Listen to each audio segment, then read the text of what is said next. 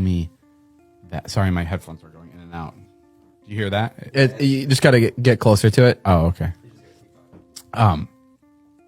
She was like, this guy came to me and he's like, I can turn you into anything you want to be, but you have to sacrifice somebody.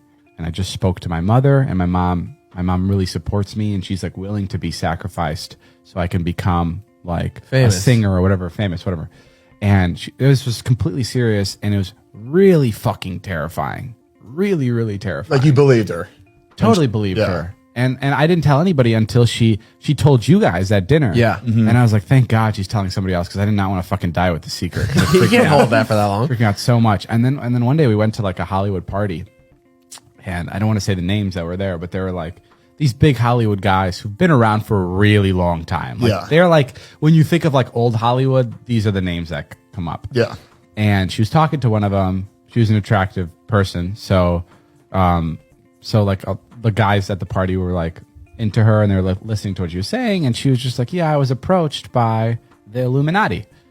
And this one guy goes, please do not listen to anything they have to say. They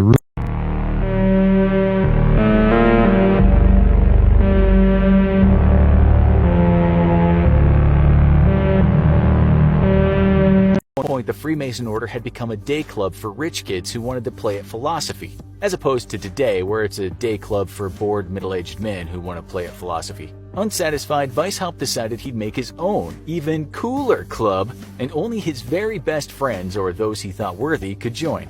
At first, 6 to 9 of Weishaupt's best buds joined his secret new club, which Weishaupt created in order to spread the ideas of enlightenment. Despite what your edgelord Facebook bestie might rant about on his wall, the Illuminati wasn't interested in liberating man from religion, but rather wished to reform the way that religion was practiced and imposed. Weishaupt believed that science and religion should be partners, not competitors, in defining the world, and that people should have a free choice when it came to either. The first Illuminati had 3 membership tiers: Novice, Minerval, and Illuminated Minerval, with Minerval referring to the Roman goddess of wisdom Minerva. The goal was to create a state of liberty and moral equality. The only problem was that the powers that be had little interest in such a radical agenda for the time. If commoners were free after all, well, then how could they possibly be exploited for personal gain? This is an idea free market capitalists struggle with to this day.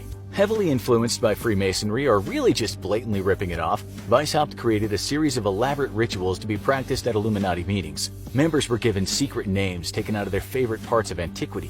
Weishaupt himself, for example, took the name of Spartacus, no doubt because he saw himself as leading a rebellion of mental slaves fighting for their freedom. As the membership roster grew from 9 individuals to 2,500 though, it was clear more ranks were needed, and Weishaupt created 13 degrees of initiation split up into 3 classes. The first few orders of initiates were known as Illuminatus Minor. Then came the Illuminatus Dirigens, and lastly, the top tier of Illuminati were simply known as the Kings. We're not saying Weishaupt lost the plot somewhere along the way, but a man who set out to enlighten people and free them from oppressive government and ideology both ended up making a secret society where he was king, and that really speaks to the futility of man.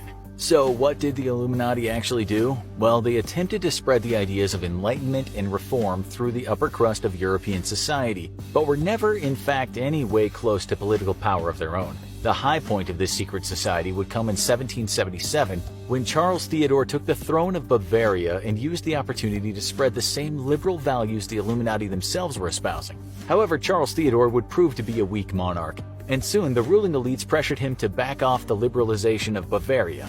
This would eventually lead to a direct crackdown on the Illuminati itself, with their liberal agenda deemed a danger to the security and safety of the state. The Illuminati basically killed itself, as its members boasted publicly of the power they wielded, though they wielded little said power, and openly criticized the monarchy, something that only America could afford to do because it was exactly thousands of miles away from the nearest monarch.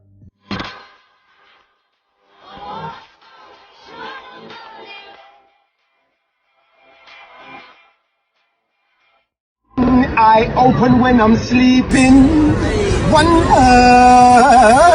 This is proof that Beyonce is in the Illuminati. She's not.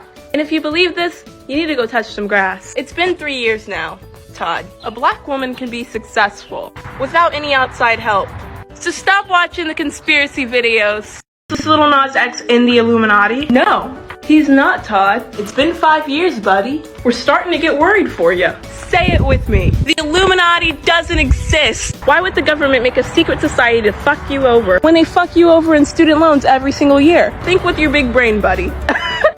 And you don't seem to understand.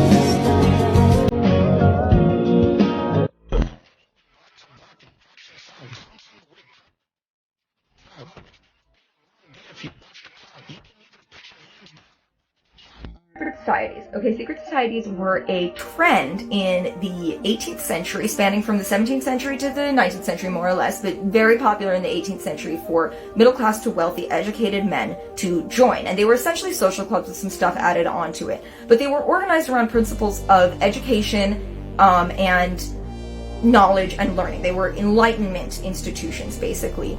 And that's why you saw a lot of them sort of centered around universities, which, by the way, is why we have fraternities today. They come from these secret societies from the universities in the 18th century. Right? Okay. So what I actually want to talk about is the fact that as enlightenment institutions, and the Enlightenment philosophers being some of the first in Europe to consider the idea that Jews were humans, they allowed Jews into the secret societies, which was huge for the Jews. They were very popular among the Jews because it was like something that they could participate in that the church didn't control. So the church used the presence of Jews to demonize these secret societies, which threatened their power. Was Eminem replaced by an Illuminati clone? In 2011, he had revealed that he had writer's block for 4 years. People think that this is the gap between 2004's Encore and 2009's Relapse. Those are two of his albums. People think that Eminem really died in 2005 due to a car crash that the Illuminati organized because he refused to work with them. If you look at pictures of him now, you'll realize that his nose changed, his eye color even changed. His skin is less pigmented, he has no freckles, his ears stick out, and his face looks fuller, but this could have been due to aging or plastic surgery. Remember, I'm not trying to offend anyone, this is just a fun theory I found on the internet. Let me know if you want a part 2.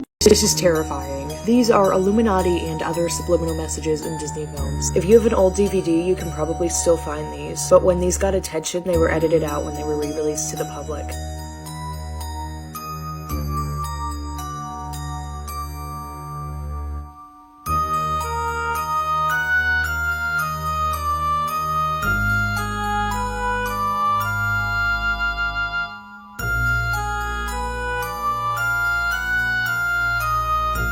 I'd never heard of this one before. So this is Anne Hathaway and her husband, and this is Shakespeare and his wife, also named Anne Hathaway. Take a look at them side by side. The resemblance between Anne Hathaway's husband and Shakespeare is uncanny. And what are the odds that Shakespeare's wife was also named Anne Hathaway? Shakespeare wrote, "Life is too short to love you in one. I promise to love you in the next life." So what if that's what he actually did?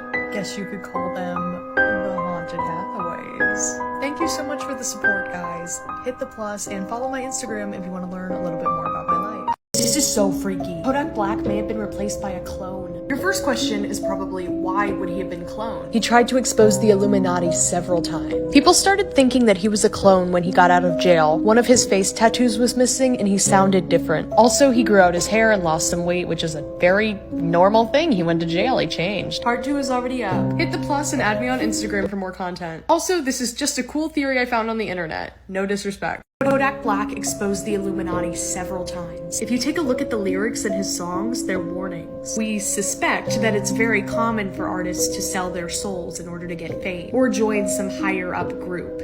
So this would be referencing the Illuminati. You gotta sell your soul for them to pay attention. Here he'd be referring to weather control and secret government bunkers. Another reference to weather control. This is what part 1 looks like if you haven't seen it yet. And this is just a theory, I mean no disrespect. So do you believe he was replaced by a clone? Also hit the plus and add me on Instagram for more content.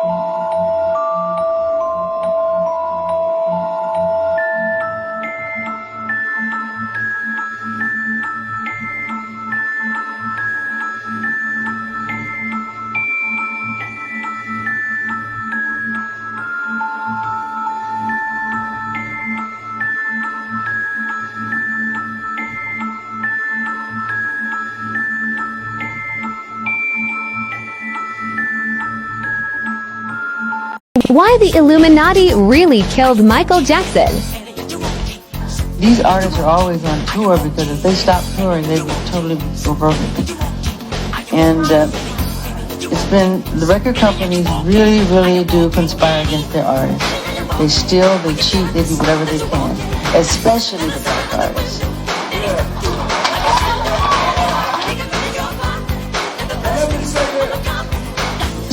Sony, Tommy Mottola. Tommy Mottola is the president of the record division. He is a mean, he's a racist, and he's very, very, very devilish. Michael owned half of Sony ADV, biggest music publishing company in world, and wasn't willing to give it up he was making. Money not off his music, but artists like the Beatles and Eminem. This why after he was killed by the doctor Sony hired, they forged his will and took his shares back. Hey, I know I mostly talk about dating and relationships and marriage and stuff like that, but I'm going to talk a little bit about conspiracies. This is something that really interests me because it's such a big part of how the world operates at the moment. Conspiracy theory, it's an idea thrown out all the time, usually pejoratively to discredit someone who's asserting something, and you say, that's just conspiracy theory, or you're a conspiracy theorist. It's a real deflection technique at the moment. But what does it actually mean? I draw a distinction between conspiracies with a small c and conspiracies with a big C. And I think a lot of what gets thrown around is conspiracy with a big C. And this is just a major distraction from life. This is the idea that a group of men, a cabal, an Illuminati, some secret council that rules